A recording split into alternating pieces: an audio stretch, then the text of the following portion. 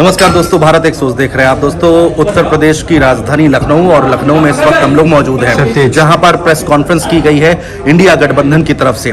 इस press conference में मल्लिकार्जुन खड़गे शामिल हुए, इस प्रेस कॉन्फ्रेंस में अखिलेश यादव शामिल हुए और मल्लिकार्जुन खड़गे ने इस प्रेस कॉन्फ्रेंस की शुरुआत की। इंडिया गठबंधन बहुत ही ज्यादा आत्मविश्वास से लबरेज दिखाई दे रहा है और कह रहा है कि इस बार जीत इंडिया गठबंधन की होने जा रही है। इस बार जीत यहां पर भारतीय जनता पार्टी की नहीं बल्कि इंडिया गठबंधन की होने जा रही है।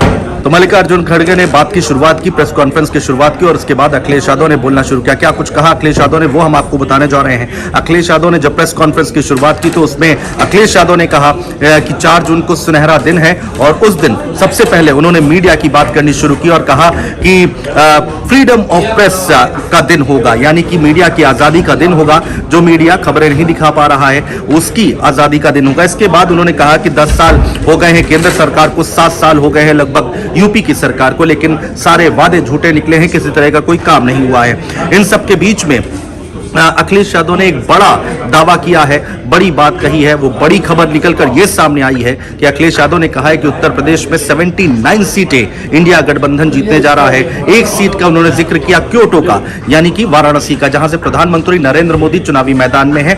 और अखिलेश यादव ने कहा कि 79 सीटें इस बार इंडिया गठबंधन जीतने जा रहा है।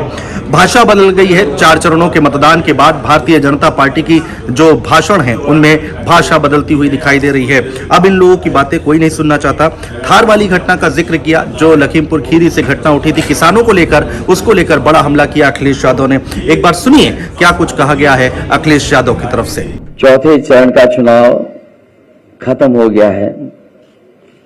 भारतीय जनता पार्टी का झूठ जितना पहाड़ चढ़ना था पहाड़ चढ़ चुका है, चोटी से अब उतरना शुरू हो गया है, अब लुढ़कना शुरू हो गया है। उनका काउंटडाउन के साथ साथ माउंटेन डाउन भी शुरू हो गया है। मैं अपने प्रेस के साथियों को भी 4 जून के जो सुनहरा समय आने वाला है उसके लिए बधाई दूंगा कि उस दिन फ्रीडम ऑफ प्रेस का दिन भी होगा।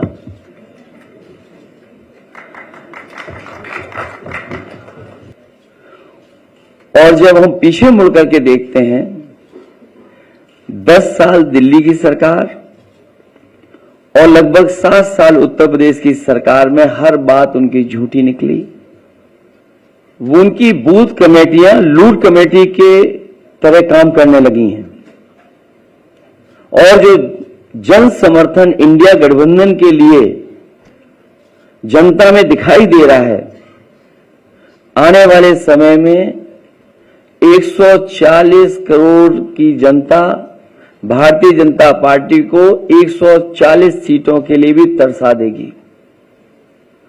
भारतीय जनता पार्टी का रथ फंस नहीं गया है, धंस गया है और इसीलिए उनकी भाषा बदली है। जो उन्हें अपने काम पर वोट मांगना था, वो अपनी भाषणों में भाषा बदल दी है। वो थार से जो किसानों की जान गई, थार वाला घटना भी किसान भूला नहीं है और इनकी सरकार में लाखों किसानों ने आत्महत्या की है। और मैंने कई बार कहा, फिर कहता हूं प्रेस के सामने, इंडिया गठबंधन उत्तर प्रदेश में 79 सीटें जीत रहा है और क्यूटो में लड़ाई में है। कई मौकों पर कहा मैंने, वो गणित बताया कि अगर एक परिवार के 3 सदस्य इस सरकार से नाराज हैं, जो बेटा या बेटी परीक्षा लिखने गई थी और उसके केवल मां बाप को हम जोड़ दें, 3 गुणा 60 लाख बनता है 1 करोड़ 80 लाख और 1 करोड़ 80 लाख अगर हम भाग दे दें 80 लोकसभाओं से, तो हर लोकसभा में 2,25,000 वोट कम भारतीय जनता पार्टी का हो गया। इसकी भरपाई कहां है? इनके जो घिसे पिटे डायलॉग है उनको भी कोई नहीं सुनना चाहता। इसलिए इस बार परिवर्तन होना तय है। इंडिया गठबंधन सबसे ज्यादा सीटें उत्तर प्रदेश में भी और देश में जीतने जा रहा है। दोस्तों, सुना आपने अखिलेश यादव ने प्रेस कॉन्फ्रेंस में बात रखी और क्या कुछ कहा। और इसके साथ ही साथ अखिलेश यादव कह रहे हैं कि जब उनसे मीडिया ने सवाल किया कि क्या रायबरेली से प्रधानमंत्री पद के उम्मीदवार को यहां से जिताकर भेजा जा रहा है, तो अखिलेश यादव ने कहा, यह हमारी रणनीति का हिस्सा है, इस पर हम कुछ नहीं बोलेंगे। खैर, मल्लिकार्जुन खड़गे जिन्होंने अपनी बात रखी और कहा कि नॉमिनेशन से रोका जा रहा है, गड़बड़ियां की जा रही हैं, एजेंट जो एजेंट से पोलिंग बूथ पर एजेंट से उनको डराया और धमकाया जा रहा है। ये बात मल्लिकार्जुन खड़गे की तरफ से कही गई है। 4 चरणों के मतदान जो हो गए हैं उसमें पूरे देश में इंडिया गठबंधन आगे चल रहा है और भारतीय जनता पार्टी पीछे चल रही है। संविधान बदलने की बात भारतीय जनता पार्टी के लोग कर रहे हैं और वो अगर जीते तो संविधान बदलना चाहते हैं।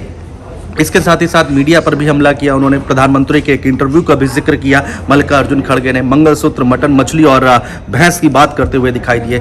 सुनिए क्या कुछ कहा मल्लिकार्जुन खड़गे ने। यहाँ तक भी बोले कोई प्राइम मिनिस्टर आज तक नहीं बोला, मैं तो नहीं देखा, सुना भी नहीं।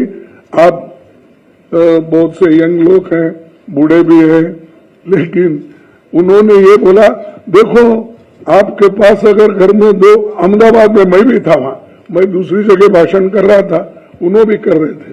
उन्होंने बोले, देखिए तुम्हारे घर में अगर 2 भैंस है, एक मुसलमानों को देंगे। नहीं, आप सुने नहीं। अगर ऐसा प्राइम मिनिस्टर इतनी झूठ भी बोलते हैं तो हम क्या कहें। और गालियां तो भरपूर देते हमको, जितना कांग्रेस को गालियां देते, मैं समझता हूं राम का नाम भी उन्होंने उतना नहीं लिया होगा जितना हमारे को गालियां देने में। कांग्रेस पार्टी को, सोनिया गांधी को, राहुल गांधी को, और फिर बाद में बचा कुचा रहे तो प्रियंका गांधी को और मेरे को भी शामिल कर लेते हैं। तो मैं इसलिए बोल रहा हूं, हर चीज झूठ, आप कितना झूठ बोलेंगे। और लोगों को मालूम है, इसके बावजूद भी अगर कोई कहता है कि बहुत बड़ा होशियार है, स्टेट्समैन है, अगर कहते हैं तो मैं समझूंगा इस देश की बदकिस्मती।